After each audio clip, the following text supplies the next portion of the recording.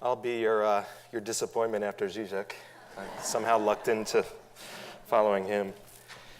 And I don't know how public art can follow public sex.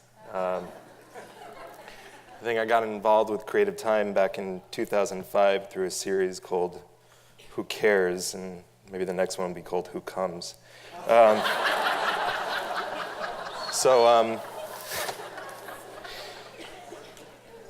Hi, my name is Michael Rakowitz. I'm a Jew from Great Neck, and I support the cultural boycott on Israel and Israeli institutions.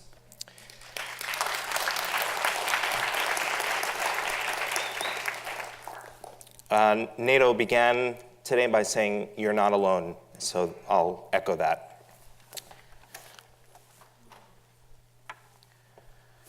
So these images have become very important in my work in the last few years. They kind of form an umbrella over several projects. These are my grandparents and my mother, who's the toddler being held by my uncle, on their way from Iraq after they were forced to leave in 1946. And so it ended a long history of Arab Jews in Iraq for them. They were very proud to be Iraqi. And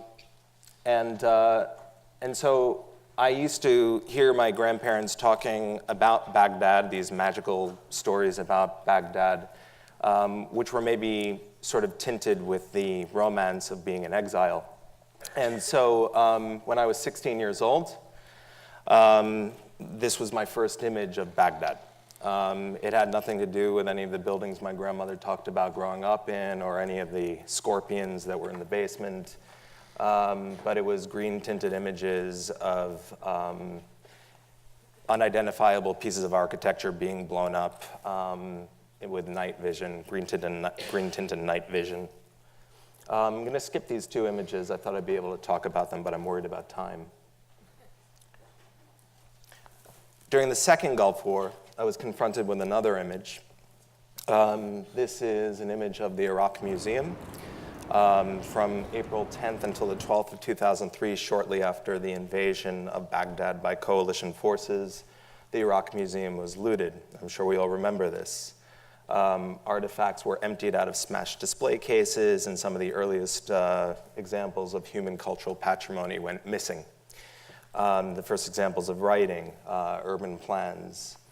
And so I was confronted with an emptied out museum and another image of destruction. And this formed a point of inspiration for a project that's ongoing. Where do I point this? Right, oh, no, we're in the future. Okay. So it formed the inspiration for an ongoing project that I've been making with members of my studio, where we reconstruct the artifacts that were looted from the Iraq Museum and are still listed as missing, stolen, or unknown to scale using the detritus of Middle Eastern packages of Middle Eastern foodstuffs and Middle Eastern newspapers that one finds here in the US.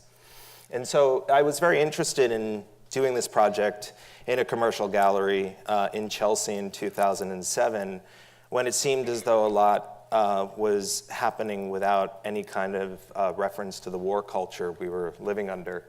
And so these artifacts were looted because of the existence of a market, and so these replicas of artifacts enter into another market. And then I also found out that a lot of the artifacts were looted because for a lot of Iraqis, this was their ticket out of the country. And it made me wonder about what were the objects that nobody cared about. And it turned out that the day before the Iraq Museum was looted, the statue of Saddam Hussein in Firdas Square was toppled during a much televised event. And the American forces actually had orders to go around and to blow up statues of Saddam, and they actually formed a committee for the removal of the symbols of the Saddam era. And shortly after this this statue was toppled, Saddam's palaces were destroyed, and Iraqis entered the palaces and started taking things like chairs and tables and chandeliers, and in this case, dishware, which they used in their own households. So it became this dispersal of symbols of power from a dictator into the kitchens and the dining rooms of everyday Iraqis. But just like the artifacts that were looted from the Iraq Museum, many of these things found their way onto eBay. And I love eBay. And so this is an example of some of the cutlery that's available for purchase on eBay. And so this is a project that I did with Creative Time last year at a restaurant called Park Avenue up on 63rd in Lexington, I believe. And we acquired 20 plates from Saddam's palaces. And I wanted Iraqi date syrup to be listed clearly on the menu, which is something I'll get to in a minute. And so diners could order a dish of venison served in Iraqi date syrup with tahini on a plate that was used by Saddam Hussein. So in as much as the project is about consumption, it's even more about refusal. And it puts the diner into a position where they have to take a position and actually perform ethics on whether or not they can eat off of this surface. So the project really explores this sort of troubled triangle between the diner's tongue, the sweetness of the date syrup, and then the bitter surface upon which it's served. It turned out that Saddam himself was a looter. He had the plates of the former Iraqi monarch, King Faisal, who was executed at the age of 23 in 1958. So those found their way to the restaurant as well. Okay, so Iraqi date syrup. So this is one of the triggers for a lot of projects. I wanted Iraqi date syrup clearly labeled on the menu, and most of the date syrup that's labeled product of Lebanon is actually product of Iraq. It gets packed in Lebanon and then served to the rest of the world. And this was one of the ways that Iraqis had avoided the sanctions. So this is the way my work gets reviewed now. So you can leave it to the New York Post for my project descriptions here. So the Iraqi mission to the UN found out about this.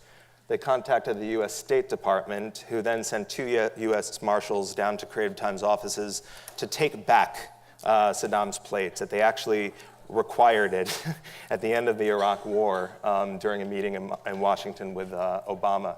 So what's really interesting about this is that these symbols that seem to be disposable find their way back into Iraqi control, where they start to make their own decisions about their future. So the dispersal of power continues. That's it. Thank you.